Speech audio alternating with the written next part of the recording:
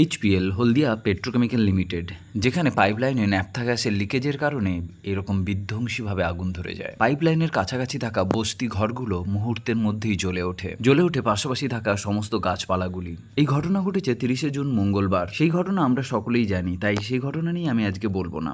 আমি বলবো ন্যাপথা আসলে কি। আসলে আমরা হলদিয়া শিল্পনগরী অঞ্চলে বসবাস করি, তারপরেও এখানে পেট্রোকেমিক্যালে কি উৎপাদিত হয় তা সম্বন্ধে আমরা জানি না।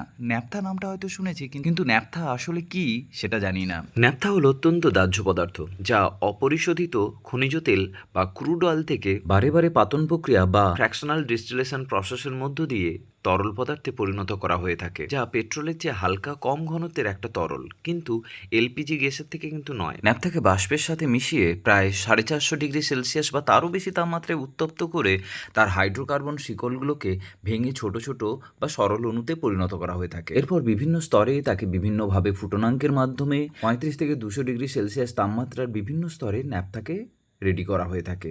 ন্যাপথা হালকা ও ভারী দুভাগে বিভক্ত হতে পারে কিন্তু, এবং এদের ব্যবহারও তখন আলাদা আলাদা হয়ে থাকে। যা দিয়ে মোটা প্লাস্টিক, মানে যেটা এইচডিপিই বলা হয়ে থাকে, যেটা দিয়ে বাড়ির বোতল বা বালতি এই সমস্ত বানানো হয়ে থাকে। আবার পাতলা ঘনত্বের যে প্লাস্টিক, যেটা হচ্ছে এলডিপিই, মানে পলিথিন যেটাকে বলা হয়ে থাকে, পলিথিন ব্যাগ, প্লাস্টিকের প্যাকেট, খাবারের প্যাকেট ইত্যাদি তৈরি করতে লাগে। এছাড়াও পলিপ্রপিলিন পিপি যেটাকে বলা হয়, যেটা প্লাস্টিক চেয়ার, টেবিল, বোতলের ক্যাপ, টেক্সটাইল ফাইবার ইত্যাদি তৈরি করতে লেগে থাকে। এছাড়াও রং শিল্পে, টায়ার তৈরির ক্ষেত্রে, মোটর স্পিরিটের ক্ষেত্রে এলপিজির জ্বালানি হিসাবেও ব্যবহার করা হয়ে থাকে। এগুলো প্রায় আমরা সকলেই জানি। এছাড়াও বর্তমানে ফেনল ও অ্যাসিটোনও তৈরি করা হচ্ছে। অতএব পেট্রোকেমিক্যাল মানেই যেখানে পুরো পেট্রোলিয়ামের উপর ডিপেন্ড করে টোটাল প্রোডাক্টগুলো রেডি করা হচ্ছে, আর এটা তো হবেই অত্যন্ত দাহ্যশীল একটি কারখানা।